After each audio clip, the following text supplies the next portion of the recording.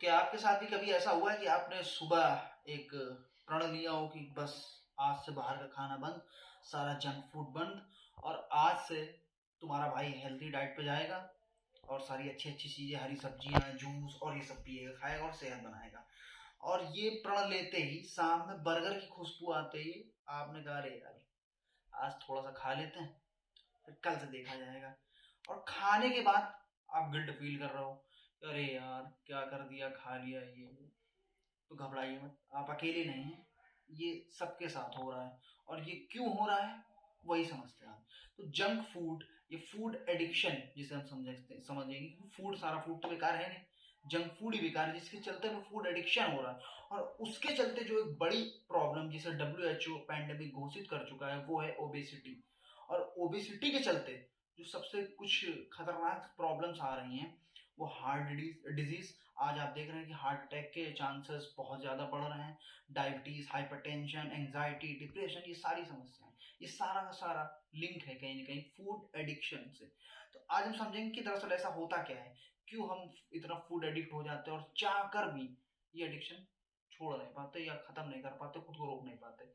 तो इसका जो सबसे पहला रीज़न है वो है शुगर, है ना। तो आपको बचपन में एक टंग मैप पढ़ाया गया होगा कि हमारी टंग में, हमारी जीभ में किस चीज़ का स्वाद कहाँ पर होता है। जैसे सबसे सबसे शुरुआत में होता है, हम बोलते हैं कि सबसे शुरुआत में मीठे का स्वाद। अगर आप कुछ मीठा खाएंगे तो शुरुआत में समझ में आएगा, फिर उससे पीछे थोड़ा सा अगल बगल थोड़ा सा सॉल्टी, फिर उससे थोड़ा सा पीछे थोड़ा सा खट्टा टाइप का, और सबसे पीछे हो जाएगा कुछ कड़ू टाइप का, बिटर जिसे बोलते हैं। बट मैं आपको यहाँ पर क्लियर कर देना चाहूँगा कि ये पूरी तरह से गलत है। क्यों? क्योंकि अब हमारी होल बॉडी शुगर के लिए कोडिफाइड है, हमें बहुत क्रेविंग है शुगर की। क्यों? इसके पीछे की साइकी थोड़ा सा समझ लेते हैं कि आखिर ऐसा क्यों होता है। तो हम मैंने पहले भी बोल चुका हूँ अपनी वीडियोस में कि अगर आपको खुद को जानना है तो हमें ये जरूर समझना पड़ेगा आज हम क्या कर रहे हैं। ये समझने के लिए हम उस टाइम पर जब हम इवॉल्व हो रहे थे, हमारा ब्रेन इवॉल्व हो रहा था, उस समय के एनवायरनमेंट को हमें समझना होगा। दरअसल जब हम इवॉल्व हो रहे थे तो सबसे बड़ी प्रॉब्लम थी फूड स्कार्सिटी, और क्या खाना है क्या नहीं खाना। तो सबसे जो चीज़ें हम खाते थे उनके टेस्ट से भी कई बार हुआ कि हमने कुछ धतूरा खा लिया मान लीजिए, और वो तो कड़वा सा है, जब कड़ूस धतूरा खा लिया और खाने के बाद फिर निपट गए। तो अब हमारे ब्रेन में धीरे धीरे ये मैसेज जाता रहा कि नहीं यार ये चीज़ है तो ये थोड़ा सा गड़बड़ है, और मीठी चीज़ें जो होती हैं वो ज़्यादा अच्छी होती है। तो कहीं ना कहीं धीरे धीरे धीरे हमारी बॉडी पूरी मीठे के लिए कोडिफाइड हो चुकी है, और हमें मीठा बहुत पसंद है। Food industry, different food chain industry, चाहे आप बर्गर ले लीजिए, पिज्ज़ा ले लीजिए, ये सारे के सारे ये बहुत अच्छी तरीके से जानते हैं। और वो यही करके हम एक पॉइंट जो पकड़ते हैं उसे बोलते हैं वो ब्लिस पॉइंट। क्या शुगर की कितनी मात्रा किस प्रोडक्ट में या किस फूड में डालनी है वो इस ब्लिस पॉइंट के माध्यम से ही पकड़ते हैं, ताकि उसका टेस्ट हमारे लिए सबसे अच्छा हो जाए और वो हमारे लिए बहुत ही ज़्यादा क्रेविंग और एडिक्ट फूड हो जाए। चाहे बर्गर हो, चाहे आप उसके साथ में फ्राइज खाते हैं, केचप, और जितनी भी चीज़ें हैं, उन सब, चिप्स हो गए। आप देखते हैं कि आपने एक चिप्स खाया, आप खाते ही चले जा रहे, खाते, उसमें भी शुगर है, बट उसकी मात्रा वही है जो हमारे ब्रेन ने ब्लिस पॉइंट को पकड़ लिया। तो जो पहला पॉइंट हुआ ये कि हमारी बॉडी शुगर के लिए कोडिफाइड है, और इसलिए हम चाहकर भी फूड एडिक्शन से खुद को बचा नहीं पाते। अब दूसरा जो उसका पॉइंट है वो समझने लायक है, दैट इज फूड पॉर्न। चौंक गए होंगे बट कोई नहीं, एक तो पॉर्न वो है, लेकिन उसकी बात मैं यहाँ नहीं कर रहा हूँ, मैं फूड पॉर्न की बात कर रहा हूँ। फूड पॉर्न क्या है?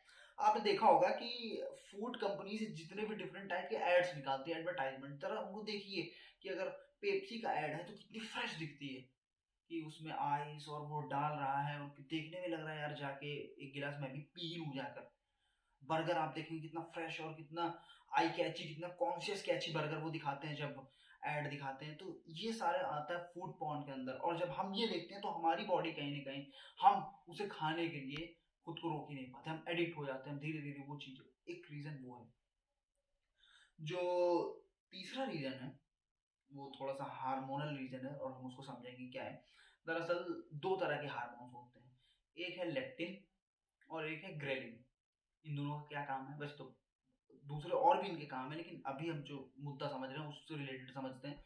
तो लेप्टिन का काम ये है कि हमारी बॉडी को ये बताना है कि बस हम खा रहे हैं, फिर लेप्टिन रिलीज होता है और वो बताता है कि नहीं भैया बस जितनी एनर्जी चाहिए थी वो मिल गई है, पेट भर गया है, अब खाना आप बंद करें। और दूसरा जो हार्मोन है ग्रेलिन हार्मोन, जिसे हंगर हार्मोन्स भी बोलते हैं, उसका काम ये है कि हमें बताना कि अब तुम्हें भूख लगी है। अगर मान लो हमें ये एहसास ही ना हो कि भूख लगी है तो हम कुछ खाएंगे ही नहीं, और जब खाएंगे नहीं तो फिर वो काम हो जाएगा ना हमारा। तो वो एनर्जी नीड के लिए कि नहीं आपको एनर्जी चाहिए, कुछ खाना है। अब होता क्या है जंक फूड या जो जितने भी हम फास्ट फूड ये सब खाते हैं, जो लेप्टिन है वो धीरे धीरे कम होता है, उसका लेवल कम होता है, तो ग्रेलिन का बढ़ता है। तो हमें भूख लगना ज्यादा शुरुआत हो जाती है और हमारी बॉडी हमारे ब्रेन को ये मैसेज भेजती ही नहीं है कि भैया बस बस करो बहुत हो गया, और एज अ रिजल्ट हम खाते चले जा रहे हैं और मोटे होते चले जा रहे हैं। और इस पे एक रीजन और वो है दैट कि हम लोग रेशनल ईटर ना होकर, हम रेशनल ईटिंग न करके हम इमोशनल ईटिंग करते हैं। इसका मतलब क्या हुआ, हम सबको पता है कि यार हमारे लिए हरी सब्जियां ज़्यादा अच्छी हैं, हमारे लिए ये वाला जूस ज़्यादा अच्छा है, ये चीज़ ज़्यादा अच्छी है, उसके बावजूद भी हम ये ऐसा क्यों हम होता है कि हम वो चीज़ें खा रहे हैं जो हमारे अनहेल्दी।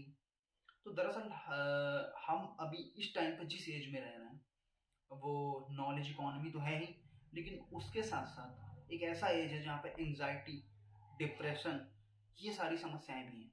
और इसके चलते होता है दरअसल डेनियल कानामैन है, उन्होंने अपनी book thinking fast and slow में टू टाइप ऑफ सिस्टम बनाया, जो thinking system system one thinking and system two thinking, जिसे हम समझ सकते हैं conscious brain and subconscious brain.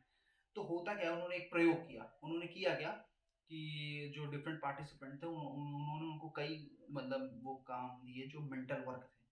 अब उनको जो कॉन्शियस ब्रेन है इन सब चीज़ों में बिजी हो गया। इसके बाद उन्होंने क्या किया, वो जब सब काम कर रहे थे मेंटल वर्क कर रहे थे तो उनके पास दो प्लेट्स रखी, एक प्लेट सैलेड की थी और एक प्लेट केक की थी। और उन सभी ने सैलेड न लेके केक खाया। क्यों? क्योंकि उनका जो कॉन्शियस ब्रेन था वो बिजी था कहीं ना कहीं। हमारे साथ भी तो आज यही हो रहा है, हम एंजाइटी, डिप्रेशन और दुनिया भर की टेंशन और इन सब के चलते कहीं ना कहीं हमारा कॉन्शियस ब्रेन बिजी है, और इस सब के चलते हम सब कॉन्शियस ईटिंग और इमोशनल ईटिंग की ओर ज़्यादा बढ़ रहे हैं। तो यही कुछ ऐसे रीजन हैं। आई होप आपको वीडियो पसंद आया हो, और इसी तरीके के कंसेप्ट जानने के लिए जुड़े रहिए हमारे साथ। वीडियो अच्छा लगे तो लाइक और शेयर जरूर कीजिए।